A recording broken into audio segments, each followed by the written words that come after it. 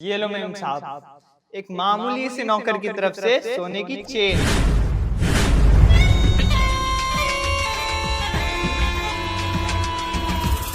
ये ले और वापस लेके जाए इसे। और तेरी हिम्मत कैसे हुई मेरी बीवी को चेन पहनाने की? मालिक, आज मैम का बर्थडे है ना, तो मैंने सोचा मैं उन्हें एक सोने की चेन गिफ्ट करूं। तुझे बोला ना नहीं चाहिए तेरी ऐसी सोने की चेन। चुपचाप इसको ले और निकलता बन यहाँ से। क्या कर रहे हो ये तुम? राजू इतने प्यार से लेकर आया है मेरे लिए सोने की चेन। अरे 2 कौड़ी का नौकर कहाँ से चेन लेकर आया होगा? अब मुझे सच्ची में लग रहा है इसने कहीं से चुरा के लाया है, इसलिए तुम्हें दे रहा है। या तो नकली होगी या तो चुरा के लाया कहीं से। और तुम बेवकूफ हो जो नौकर के हाथ से सोने की चेन लोगी। नहीं साहब, ये चेन चोरी की नहीं है, हम अपनी मेहनत की कमाई से लेके आए हैं। सुन बेवकूफ किसी और को बना, समझा ना? तुझे हर महीने की पगार मैं देता हूँ और उतने में तेरा घर चल जाए, तुझे 2 वक्त की रोटी मिल जाए ना, वही तेरे लिए बहुत है। आया बड़ा सोने की चेन देने वाला। चल इसे ले और निकलता बन यहाँ से। राजू कहीं नहीं जाएगा और ना ही मैं इसे चैन वापस करूंगी। ये मेरे लिए लाया है, मैं रखूंगी इसको। हितांशी तुम समझ क्यों नहीं रही हो? अरे मुझे नहीं यकीन, और पता नहीं कहाँ से लेकर आया है। पर मुझे ये चाहिए। अरे ये चोरी की भी हो सकती है। चोरी की नहीं है, मैंने ही दी थी इसको। क्या? हाँ, मैंने ये चैन इसको खरीद के दी थी ताकि ये मुझे बर्थडे पे गिफ्ट कर सके। ये क्या बेवकूफी है? तुमसे मैंने जितनी बार सोने की चीज की डिमांड की है, तुमने मुझे एक ही जवाब दिया है। तुम मुझे बैठे बैठे घूर क्या रही हो? जाओ जाके खाने लगाओ मेरे लिए। कुछ नहीं मिलेगा तुम्हें आज तुम पूरा दिन भूखे रहोगे। पागल हो गए हितांशी? मैं क्या भूखे बैठ जाऊंगा ऑफिस? हाँ तो जा नहीं सकते।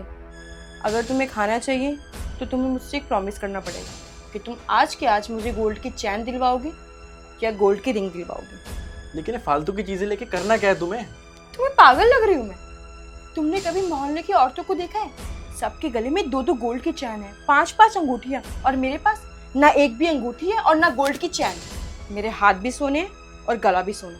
पता नहीं क्या करोगे इतने पैसे बचा के। फ्यूचर के लिए सेव करूंगा।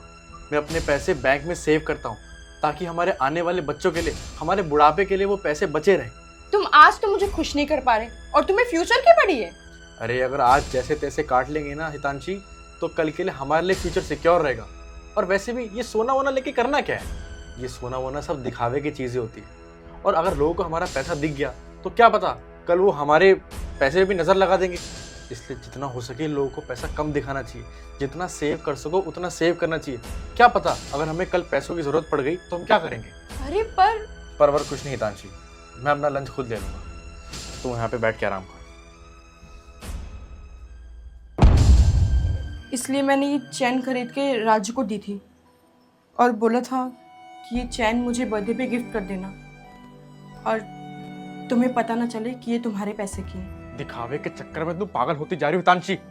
मैं पागल नहीं हो रही हूँ, बल्कि तुम पागल हो रहे हो। तुम्हें पता है हमें ना घर की लक्ष्मी बोला जाता है, क्योंकि जब भी घर पे कोई आपदा आती है ना, बैंक तुम्हें उतने पैसे नहीं देता जितने एक औरत अपने गहने बेच के दे सकती है। अरे ऐसे ही अरे पैसे पड़े रहने से पैसा डबल नहीं होता, बल्कि पैसे को इन्वेस्ट करने से पैसा डबल होता है। फिर चाहे तुम सोने में करो, चांदी में करो या किसी प्रॉपर्टी में करो।